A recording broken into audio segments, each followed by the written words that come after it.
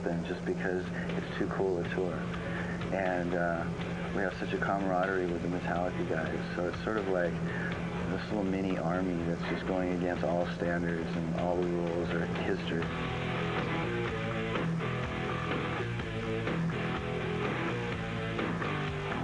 The Guns N' Roses Metallica tour is one of the most anticipated tours of the year.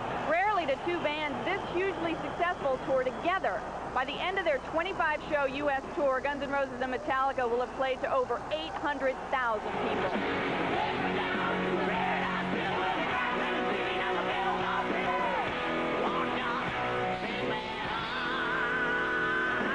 One of the big things I learned was that everybody had wanted this tour so bad and worked so hard to make it, to be able to do this tour. You know, Metallica, through their touring and through our touring, to be able to do a stadium tour together, that we thought that when we got here, it'd just be perfect, it'd be so cool.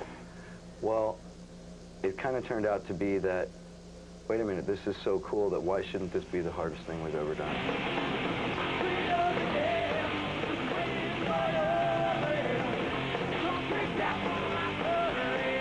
What you basically have out here is you have two full, you know, you have all the steel and all that crap, but you have two bands that have basically each their own production. We have our whole thing with the mirrors and the snake pit and drum kit and flip around everywhere and all that kind of crap. We have a horn section now, and we've had for a while. And another, we have Teddy Andreas, he plays harmonica and keyboards as well. So we have that. We have backup singers.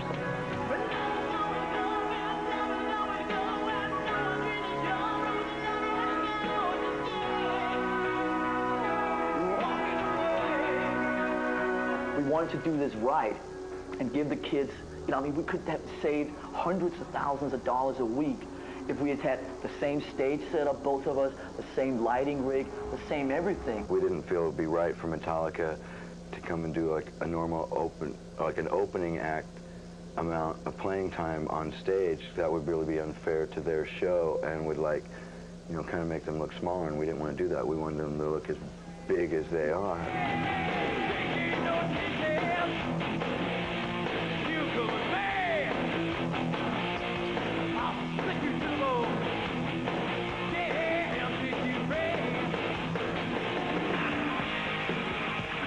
Now I'm on stage with Duff McKagan. It's a couple hours before the show, and Duff's going to take us around back here to show us how this stage set is actually put together. After Metallica goes off, it can take up to about 2 hours for their stage set to be ready. And Duff's going to show us what they're actually doing during that time. I don't know. You ready? I don't know how they do it. You better know. I'll wing it. Welcome to the jungle. We got fun and games. This is Axel. That's, yeah, Axel. And the reason it says no smoking is because of oxygen tank. What do you do to keep your voice in good shape? Do you drink honey and tea, or what's this? Honey and tea. Honey and tea. How many things do you keep with you on stage? I have 3. Are they tuned differently? No. They're exactly the same? I've broken my sticker. That's a monitor board. These guys get fired most often. These guys. Let's walk out there. Come on. Hi, John.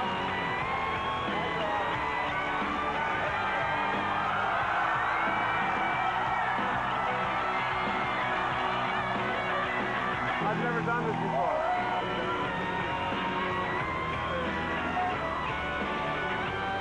Teddy's washboard. Isn't that cool? And this is my stuff. You know, my old punk rock thing and vests and... New punk rock stuff? No, this is Gianni Versace. Ah, very nice. Seems to be a favorite among the band, that designer. Yeah, and he loves us too. Splash stuff.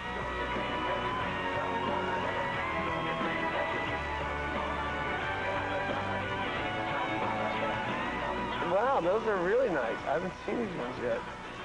I guess that's when he plays tennis. Slash, I never knew. Okay. What do you do for... Water ski. Water ski? Yeah. Why is that? Have you always water skied, or is this yeah, a new I was thing? like in the, no, it's in like in the competition water skiing. Really? You know, yeah, I used to be really active in sports and you know, I used to play football and some Golden Gloves, boxing, baseball and basketball. Then how'd you end up in a band? How did you have time to learn how to play I don't know. guitar? Help me. I don't know.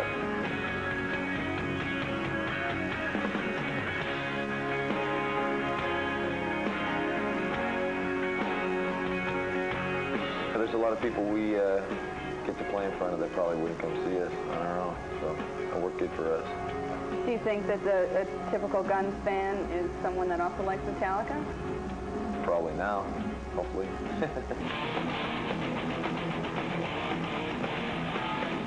This tour is a perfect example of, you know, there's a great package. You're not going to never ever seen this, you know. Recession or not, nobody's going to miss this.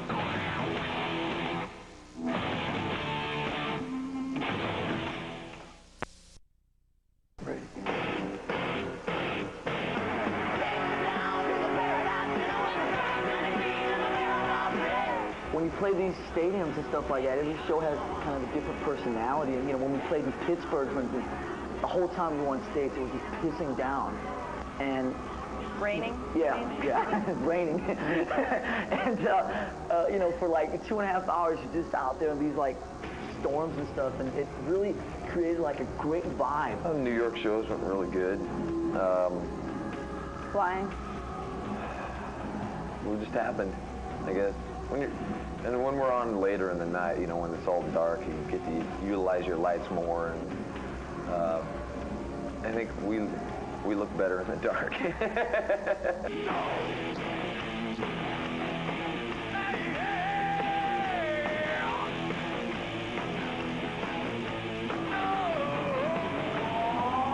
You mentioned Giant Stadium. The first night was a really good show. Mm-hmm. Was that because the fans were nuts? Was that because they weren't nuts. You know, there was just more energy coming off of them, and I think a lot of it to do is with Baz and Mike Monroe were standing on the side of the stage, and that made me really happy. And it was just like, you know, just go off. I was really happy that they were there. Who's Baz?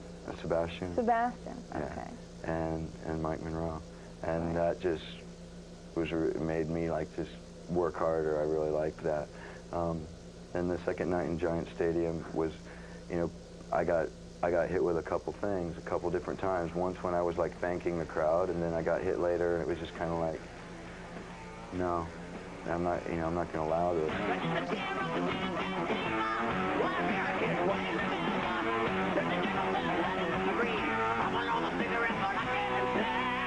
Seems like Guns N' Roses have packed a whole career of controversy into just one tour. The Guns N' Roses Metallica shows have not gone off without a hitch.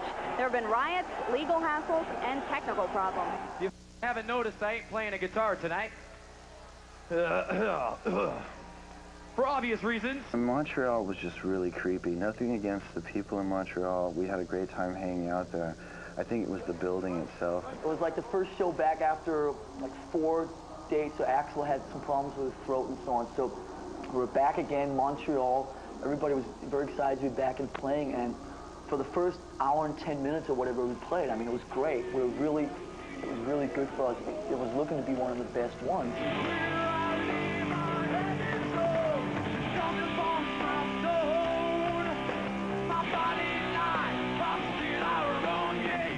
Basically, our pyro guy will come in and say, you know, if something's going to be changed. If not, he won't come in there and everything will be the same every night. He came in and said, okay, the fade to black stuff is going to be out on the wings, so don't go out there. I said, okay. But he didn't specify that it was in addition to what's already there. So I walked from the wings right onto where one of them was. And just... The last couple seconds before the cue, I knew it was just eerie. I could just tell that he shouldn't be standing where he was standing. And then the flame from hell just comes, like moving down the stage, 8 feet tall, and just completely engulfs him. We got a friend of ours, brought him out from a band called Metal Church. He's filling in for us. I want you to give Mr. John Marshall a hand over here. All right.